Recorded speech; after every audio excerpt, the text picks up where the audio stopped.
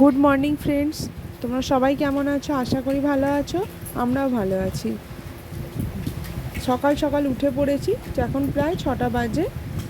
মিষ্টির সেই রাত 11:30টার সময় খেয়েছে, তারপর কোনো খাবার দাবার খাইনি। তাই ভাবলাম জোর করে ওকে দুধটা খাওয়াই। 6টা তো বাজে, টাইম তো হয়েই গেছে, সেই জন্য খাইয়ে দিলাম। আর ও খেয়েও নিল। খিদে পায় কিন্তু উঠতে পারে না, বুঝতে পারে না, এই জন্য খায় না। আর কাল রাত্রে আমিও ঘুমিয়ে পড়েছিলাম, যার জন্য ওকে খাইয়ে উঠতে পারিনি। মিষ্টির বাবা হয়তো খাইয়েছিল কিনা তা বলতে পারবো না আমি। তাই রাতে চলো কাজ শুরু করে দিলাম। রাতের সমস্ত জামা কাপড় আমি রাতেই সমস্ত কেচে মেলে দিই, যাতে সকালে প্রেসারটা কম থাকে। সকালে বাস বাসি কাজ কিছু থাকে, সেগুলো করে নিই।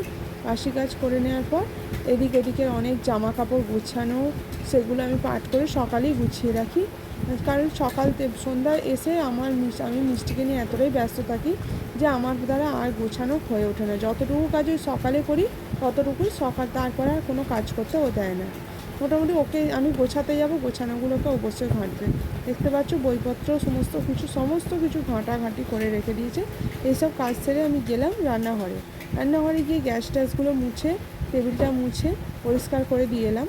আজ রান্নাঘরটা এরকম, একটু ভবিষ্যতে হয়ে যাবে ঠিকঠাক, চলছে কাজকর্ম। তুই যাই হোক হয়ে গেল। আমি চান টান করে ফ্রেশ হয়ে নিলাম।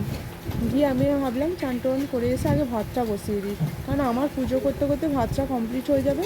ভাতটা পুজো করার পরে ভাতের ফ্যানটা আমি গড়িয়ে ফেলতে পারবো। আর মিষ্টি এই সময় ঘুমোচ্ছে, এই সময় প্ল্যান মাফিক কাজ না করলে আমি আর কোনো কাজ করতে পারবো না, আর ওকে খেতেও দিতে পারবো না। কাজ সেরে সমস্ত আনাজ টানাজ কেটে নিলাম পুজো সেরে। ফের দেখছো রান্নাও কমপ্লিট হয়ে গেছে। এই যে উঠে পড়েছে বদমাসি, উঠে পড়ে এখন দেখছে ফোনের দিকে, হাঁ করে ছেড়ে রয়েছে, ম্যাও হয়ে রয়েছে। আমি খাইয়ে দিচ্ছিলাম, ওর জন্য একটু সবজি সেদ্ধ ডিম সেদ্ধ করেছিলাম, ব্যাস। যদি ব্লগটা ভালো লেগে থাকে অবশ্যই লাইক, শেয়ার অ্যান্ড সাবস্ক্রাইব করো।